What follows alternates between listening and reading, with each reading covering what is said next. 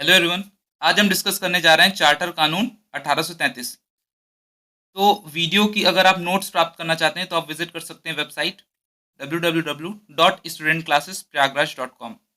और इसके साथ अगर आप वीडियो से रिलेटेड प्रैक्टिस भी करना चाहते हैं तो भी आप इसी वेबसाइट को विजिट कर सकते हैं। तो हम स्टार्ट करते हैं 1833 का चार्टर अधिनियम। तो इससे पहले हमने जितने भी चार्टर एक्ट्स पढ़े हैं तो 1773 से लेकर 1813 तक उसमें जो मेन थीम यही था कि किस तरीके से कंपनी, ईस्ट इंडिया कंपनी के जो भी फंक्शंस हैं उन्हें रेगुलेट किया जाए, इन चार्टर एक्ट्स के द्वारा वही किया जा रहा था। तो 1833 का चार्टर अधिनियम उसी सीरीज में एक अगला पार्ट था। तो इसके क्या मेन फीचर्स थे वो हम देखते हैं। चाय की व्यापार तथा चीन के साथ व्यापार करने संबंधी कंपनी के अधिकार को समाप्त कर दिया गया। तो 1813 में हमने देखा कि जो कंपनी के पास एशियन नेशंस में ट्रेड करने की जो मोनोपोली थी ईस्ट इंडिया कंपनी को, वो खत्म कर दी गई थी। बस दो चीजों में वो जो एकाधिकार था वो बचाया गया था, वो एक था चाय और दूसरा था चीन। और 1833 में 20 साल बाद इन दोनों को भी खत्म कर दिया गया। तो इसका मतलब ये था कि अब जो कंपनी के पास मोनोपोली थी वो पूरी तरीके से खत्म हो गई थी। अब जो एशियन नेशंस थे, इंडिया का नेशन था, वो पूरी तरीके से ब्रिटेन के हर व्यापारी के लिए खुल चुका था और हर क्षेत्र में खुल चुका था। दूसरा, भारतीय प्रदेशों तथा राजस्व पर कंपनी के अधिकारों को 20 वर्षों के लिए और बढ़ा दिया गया। तो ईस्ट इंडिया कंपनी ने भारत में एक अच्छा खासा एडमिनिस्ट्रेशन डेवलप किया था, पूरा साम्राज्य डेवलप किया था। तो उसके पास राजस्व भी आ रहा था, एक रिवेन्यू भी जनरेट कर हो रहा था। तो उस रिवेन्यू पर कंपनी के अधिकार को 20 वर्षों के लिए और बढ़ा दिया गया, लेकिन ये सुनिश्चित किया गया, ये इंश्योर किया गया कि भारतीय प्रदेशों का जो प्रशासन होगा अब ब्रिटिश सम्राट के नाम से किया जाएगा। यानी ब्रिटिश क्राउन ने अपना जो इन्फ्लुएंस था वो जता दिया था कि यहाँ पर जो एडमिनिस्ट्रेशन होगा, वो शासन होगा, वो ब्रिटिश क्राउन के नाम पे होगा।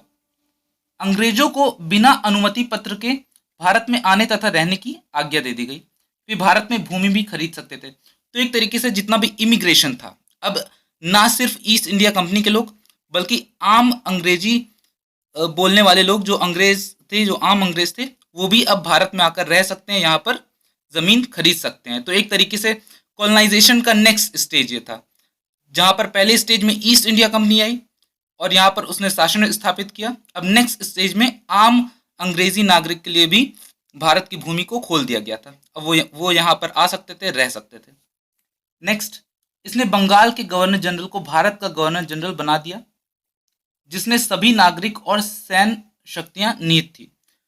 तो अब जो बंगाल का गवर्नर जनरल था उसकी पावर्स को और बढ़ा दिया गया। हमने देखा कि 1773 में जो तीन प्रेसिडेंसीज थी, बॉम्बे, मद्रास और बंगाल, इसमें 1773 में ही बंगाल की जो प्रेसिडेंसी थी उसको एक अपर एज दे दिया गया बॉम्बे और मद्रास की प्रेसिडेंसी के कंपैरिजन में। अब उसका जो क्लाइमैक्स आया वो 1833 में आया। यहाँ पर कंप्लीट सेंट्रलाइजेशन कर दिया गया। यहाँ पर जो बंगाल का गवर्नर जनरल था उसे भारत का गवर्नर जनरल घोषित कर दिया गया। यानी वो अब भारत का गवर्नर जनरल होगा। जो भी पूरा ब्रिटिश भारत था, ब्रिटिश इंडिया था, उसका गवर्नर जनरल बंगाल का गवर्नर जनरल होगा। तो कंप्लीट सेंट्रलाइजेशन ऑफ पावर्स ये दिखाता है कि उस समय जो ब्रिटिशर्स थे, ईस्ट इंडिया कंपनी थी, वो भारत में अपना जो साम्राज्य था उसको स्टेबलाइज करनी चाहती थी, क्योंकि सेंट्रलाइजेशन टेंडेंसी वहीं देखी जाती है जहाँ पर जो भी साम्राज्य होता है उसको अगर स्थापित करना है या स्टेबलाइज करना है, वहीं पर इस तरीके की टेंडेंसीज देखी जाती हैं, सेंट्रलाइजिंग टेंडेंसीज। तो 1833 में इस सेंट्रलाइजिंग टेंडेंसी का हाईएस्ट पॉइंट आ चुका था। इस प्रकार इस अधिनियम ने पहली बार एक ऐसी सरकार का निर्माण किया जिसका ब्रिटिश कब्जे वाले संपूर्ण भारतीय क्षेत्र पर पूर्ण नियंत्रण था। यानी अब जो बंगाल का गवर्नर जनरल होगा उसे पूरे ब्रिटिश इंडिया पर कंप्लीट कंट्रोल दे दिया गया। और लॉर्ड विलियम बेंटिक इस तरीके से भारत के पहले गवर्नर जनरल बने। तो ये एक बहुत इंपॉर्टेंट प्रश्न है कि भारत का पहला गवर्नर जनरल कौन था। तो बंगाल का गवर्नर जनरल अलग है, लेकिन अगर पूछा जाए कि भारत का गवर्नर जनरल कौन था पहला, वो होंगे लॉर्ड विलियम बेंटिक। मद्रास और बंबई के गवर्नर की विधायी संबंधी शक्ति यानी लेजिस्लेटिव पावर्स उनसे छीन ली गई। भारत के गवर्नर जनरल को ही पूरे ब्रिटिश भारत के लिए कानून बनाने का अधिकार दे दिया गया। तो बंगाल, मद्रास और बंबई के जो गवर्नर थे उनकी काफ़ी पावर्स छीन ली गई, उसमें एक लेजिस्लेटिव पावर्स भी थी, वो भी छीन ली गई। अब वो कानून नहीं बना सकते हैं। पूरे ब्रिटिश भारत में अगर किसी को कानून बनाने की शक्ति दी गई थी तो वो भारत का गवर्नर जनरल था, और वही पूरे ब्रिटिश भारत के लिए कानून बनाएगा। मद्रास के और बंबई के गवर्नर जनरल वो अब कानून नहीं बना सकते हैं। इसके पहले के एक्ट के अंतर्गत बनाए गए कानूनों को नियामक कानून कहा गया, जबकि इस एक्ट के अंतर्गत बने कानूनों को एक्ट या अधिनियम कहा गया। ईस्ट इंडिया कंपनी की एक व्यापारिक निकाय के रूप में की जाने वाली गतिविधियों को समाप्त कर दिया गया। अब यह पूर्ण रूप से प्रशासनिक निकाय बन गई, यानी commercial functions east India company के पूरी तरीके से खत्म कर दिए गए। अब ये पूरी तरीके से एक एडमिनिस्ट्रेटिव बॉडी के तौर पर स्थापित हो गई, क्योंकि ईस्ट इंडिया कंपनी यहाँ पर एक कॉमर्शियल बॉडी के तौर पर आई थी। और 1833 तक आते आते इसके इस कॉमर्शियल फंक्शन को पूरी तरीके से ख़त्म कर दिया गया, और इसे बोला गया कि अब आप भारत में सिर्फ और सिर्फ एक एडमिनिस्ट्रेटिव बॉडी के तौर पे काम करेंगे। भारतीय कानूनों को संचालित, संहिताबद्ध तथा सुधारने की भावना से एक विधि आयोग की नियुक्ति की गई। तो एक विधि आयोग, एक लॉ कमीशन की नियुक्ति इसके तहत की गई, ताकि जो भारत के कानून हैं उनको कोडिफाई किया जा सके, उन्हें संचालित किया जा सके, उन्हें संहिताबद्ध किया जा सके, और उनमें कुछ रिफॉर्म्स लाए जा सके। क्योंकि भारत में अगर शासन करना है तो जो भारत के कानून हैं उनको समझना ज़रूरी था। ब्रिटिशर्स यही करना चाहते थे, और इसी मकसद से उन्होंने इस लॉ कमीशन का गठन किया था, ताकि वो भारत के लॉ हैं उनको समझें और उनको एक ऑर्गेनाइज्ड फॉर्म में कोडिफाई करके दे, ताकि वो भारत में अच्छे से एडमिनिस्ट्रेशन कर सकें।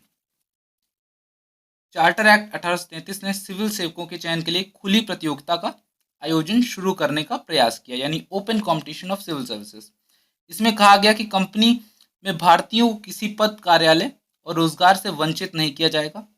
हालांकि बोर्ड ऑफ डायरेक्टर्स के विरोध के कारण इस प्रावधान को समाप्त कर दिया गया। तो एक प्रयास था कि जो सिविल सर्विसेज है उसमें एक ओपन कॉम्पिटिशन कराया जाए और भारतीयों को भी मौके दिए जाए, लेकिन बोर्ड ऑफ डायरेक्टर्स ने इस प्रस्ताव को पूरी तरीके से नकार दिया और ये यहीं पर खत्म हो गया।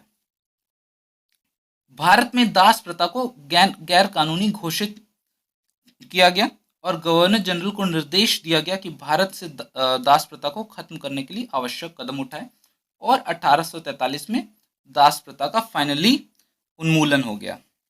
तो उसमें बात की गई कि दास प्रथा को खत्म किया जाए, और फाइनली इसी निर्देश में काम करते हुए 1833 में जो स्लेवरी सिस्टम था, दास प्रथा थी, वो एबॉलिश हो गई। तो 1833 का जो चार्टर एक्ट है इसमें ये सारे इंपॉर्टेंट पॉइंट्स थे, और कॉम्पिटिटिव एग्जाम में इन्हीं पॉइंट से ही क्वेश्चन आएंगे। और ये जो चार्टर एक्ट्स में बहुत इंपॉर्टेंट है, क्योंकि चार्टर एक्ट्स ऐसे टॉपिक है जहाँ से श्योर क्वेश्चंस आने हैं, और अगर आप इसको प्रिपेयर करते हैं तो 2 से 4 नंबर आप आसानी से प्राप्त कर सकते हैं। बहुत ही छोटा टॉपिक है लेकिन बहुत ही इफेक्टिव टॉपिक है। तो अब एक इम्पॉर्टेंट इन्फॉर्मेशन ये है कि हमने अपनी वेबसाइट में एक बहुत ही इम्पॉर्टेंट सेगमेंट लॉन्च किया है जो कि आपके लिए बहुत इंपॉर्टेंट है, जो कि है daily practice. Daily practice of questions इसलिए इम्पॉर्टेंट है क्योंकि अगर आप इसमें क्वेश्चंस करने आएंगे तो आपको साल भर में लगभग 365 टॉपिक्स आपके तैयार हो जाएंगे। आपके सामने 365 टॉपिक्स के क्वेश्चन जाएंगे, और हमने इसके लिए सिर्फ और सिर्फ एक टाइमिंग भी डिसाइड किया है, ताकि आपके लिए एक आसानी बनी रहे, आपके दिमाग में एक डिसिप्लिन रहे कि हमको इस टाइम आना है यहाँ पर और यहाँ पर क्वेश्चन सॉल्व करना है। क्योंकि अगर पूरा टाइम के लिए खोल दिया जाएगा तो फिर यही रहेगा कि कल कर लिया जाएगा, कल कर लिया जाएगा। लेकिन हमने स्पेसिफिकली 8 से 9 रखा है टाइम, ताकि आप रोज 8 से 9 आएँ और 1 घंटा अपना यहाँ पर दें। 1 घंटे में एक टॉपिक को कम्प्लीटली हमने जितने भी प्रीवियस ईयर क्वेश्चन आए हैं उन सब को कंपाइल करके उस टॉपिक में दिए हैं, और अगर आप उसको सॉल्व करेंगे तो आपको एक बहुत ही इफेक्टिव तरीके से पता चल जाएगा किस तरीके से क्वेश्चंस आते हैं उसके लिए, और आपकी प्रैक्टिस भी अच्छी हो जाएगी।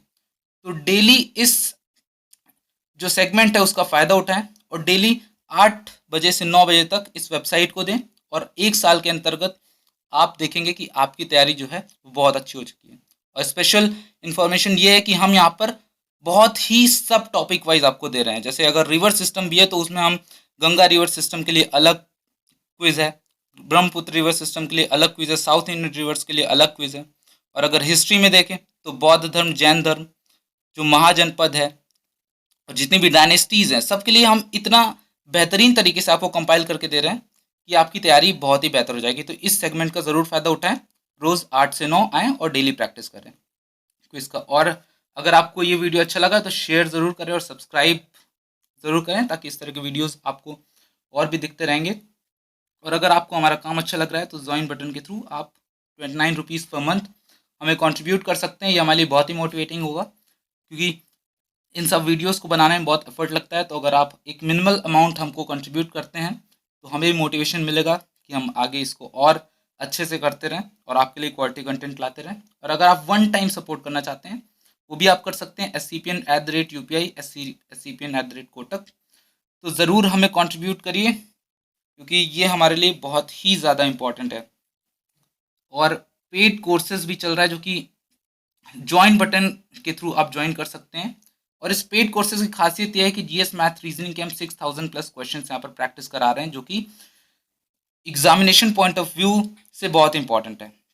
तो अगर आप 6000 प्लस क्वेश्चंस के इस प्रैक्टिस बैच को ज्वाइन करते हैं जहाँ पर हम टॉपिक वाइज क्वेश्चंस की प्रैक्टिस करा रहे हैं और उनके जो वीडियो सॉल्यूशंस हैं वो प्रोवाइड कर रहे हैं, तो अगर आप इसे ज्वाइन करते हैं तो आप देखेंगे कि धीरे धीरे आपकी जो टॉपिक्स हैं वो कॉम्पिटिटिव एग्जाम के लिहाज से बहुत अच्छे से तैयार हो जाएंगे। तो एक बार ज़रूर इसे ज्वाइन करिए, मात्र 1 महीने के लिए, मैं आपसे ज़्यादा नहीं कहूँगा, सिर्फ 1 महीने के लिए ज्वाइन करिए। बहुत सारे कोर्सेज में ऑलरेडी अपलोड हो चुके हैं और ये ज्वाइन बटन पे है।